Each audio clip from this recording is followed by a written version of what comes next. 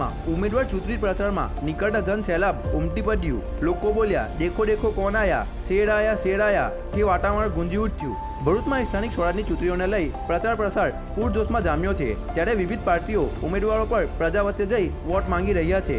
ભરૂચ નગરપાલિકામાં કોંગ્રેસની પરંપરાગત બેઠક વોર્ડ નંબર 10માં ચૂંટણી પ્રચાર માટે નીકળેલા કોંગ્રેસના ઉમેદવારોનો દબદબો જોવા મળ્યો હતો।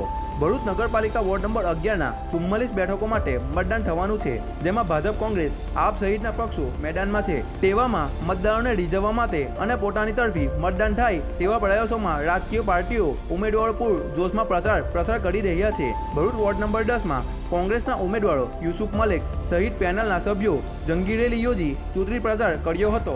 મહત્વનું છે કે ગત ટર્મમાં યુસુફ મલેક નગરપાલિકાના તમામ વોર્ડ કરતાં વધુ જંગી બહુમતીથી જીત્યા હતા અને આ વખતે પણ કોંગ્રેસ તરફથી તેઓને મેદાનમાં ઉતારી બાજી સંભાળી છે। વોર્ડ નંબર 10 નર્મદા નદીના કાંઠા વિસ્તારને અડીને આવેલો વોર્ડ છે, જે કટકપુર બજાર સહિતના અનેક એવા નામાંકિત સ્થળ પણ આવેલા છે, જ્યાં ચૂંટણીના મોસમમાં ઉમેદવારો ઠેર ઠેર પ્રચાર કરતા જોવા મળી રહ્યા છે અને લોકોના આવકાર જોઈ જીતની આશાઓ વ્યક્ત કરી રહ્યા છે।